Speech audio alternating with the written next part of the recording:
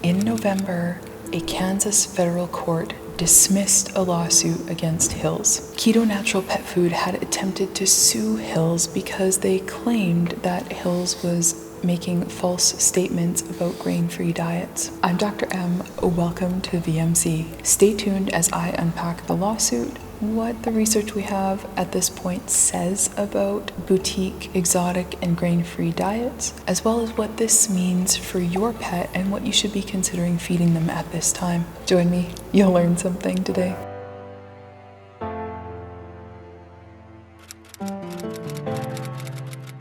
So here's the backstory. About a year ago, February 6th of 2024, Keto Natural Pet Foods filed a lawsuit against Hills. It was a proposed class action lawsuit that alleged Hills and a group of veterinarians had been working together to manipulate the FDA into investigating a link between grain-free diets and dilated cardiomyopathy in dogs. The plaintiff was seeking $2.6 billion in damages from Hills. At its heart, the case was alleging violations of the Lanham Act, in particular its provisions around false or misleading advertising. And the alleged motivation was apparently to undermine the public's trust in grain-free pet foods, which of course included Keto Naturals. This conspiracy was allegedly intended to help boost Hills' food sales. So let's talk about why this issue is so heated. Grain-free, exotic, and boutique diets have been under scrutiny because of a link between feeding them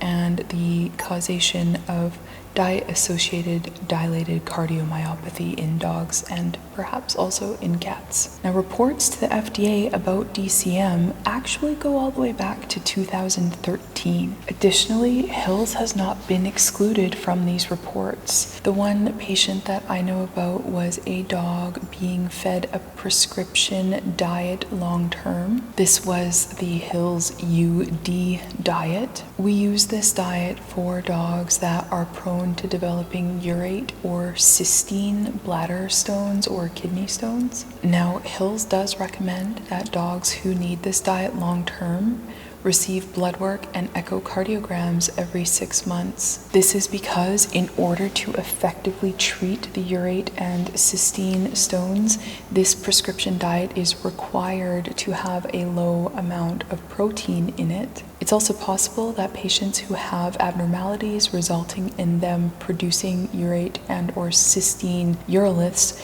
could also have metabolic abnormalities that can make it more difficult for them to absorb micronutrients from their diets. It is a situation where the prescription diets need to be used deliberately and carefully while considering the risks and benefits for an individual patient. Most often we are looking at Dalmatians that have a genetic abnormality resulting in them producing a lot of urate. I have covered this genetic abnormality in Dalmatians in a previous video. I will link it in the description for you if you want additional information. And this is just one of those reasons why some diets are prescription formulas. Feeding that diet to a growing animal or to a pregnant one or to a dog that doesn't have the predisposition towards urate or cystine uroliths wouldn't be appropriate. Anyway, back to the lawsuit. In November of 2024, the federal court ended up dismissing this lawsuit against Hills. This is for a few reasons.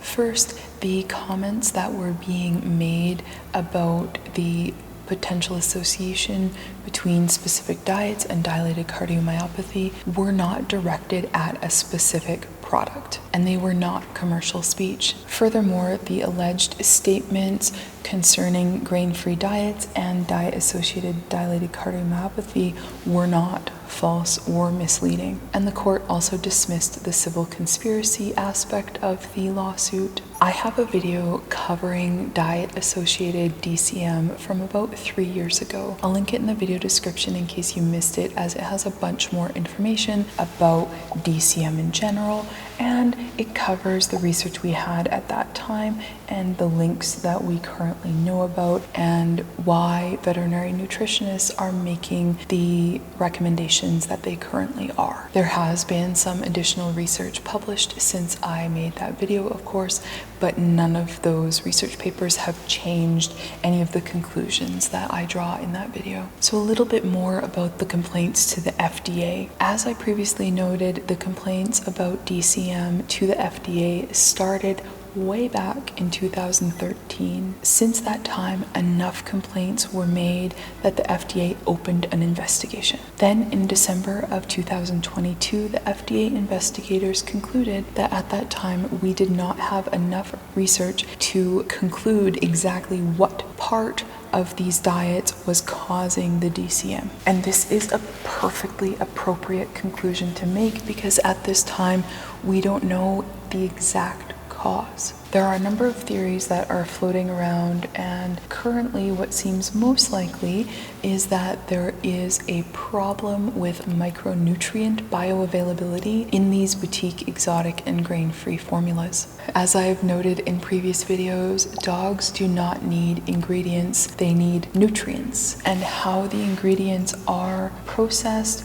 and how they are put into the diet will affect how the dog is able to use the nutrients present in those ingredients. There might also be some internutrient competition. What this means is that there could be nutrients that are competing for similar pathways for absorption into the dog's body. This is actually a common problem when supplements are taken with food, and one of the reasons why a healthy dog or cat should not be given a vitamin supplement. There could also be an aspect of some breed-specific nutrient needs that we need more research about. Maybe that could be a component. And lastly, there could simply be nutrient deficiencies in these boutique exotic and grain-free formulas. We know about the link between taurine, carnitine, and their precursors, and how a deficiency in those nutrients can cause DCM. Thiamine, copper, potassium, vitamin E, and other nutrient deficiencies can also be linked to causing heart issues. There could also be another component that we simply don't know about yet.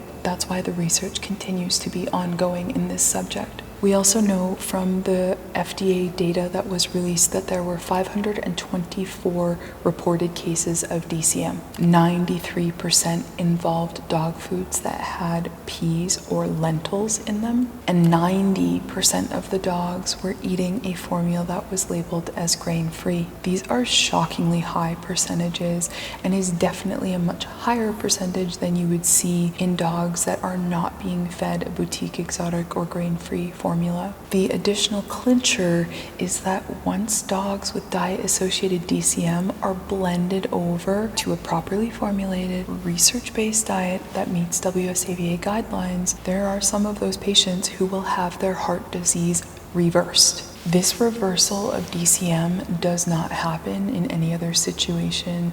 If this was not caused by diet, then the DCM would continue to progress like it does in any other patient where there's a genetic cause for the DCM or some other reason behind that animal developing dilated cardiomyopathy. As a veterinarian, my priority is your animal's health and not brand loyalty. The current recommendation is to feed properly formulated, grain-inclusive, research-based diets that meet or exceed the WSAVA guidelines. And I recommend that you make the decision on what to feed your pet based on those standards and not what the latest trend or buzz or advertising gimmick is in the pet food industry. Now, if you found this video helpful, don't forget to subscribe and share it with someone else you know who might appreciate the information. Thank you for joining me and for taking your pet's health so seriously. I do put out a new video most Fridays, and if you missed it, I'd recommend you go through the previous series I did on pet food nutrition. I'll link it here for you. I hope you have a wonderful week and that you and your pets stay happy and healthy until I see you next time. Bye. My priority is your animal's health and not brand loyalty.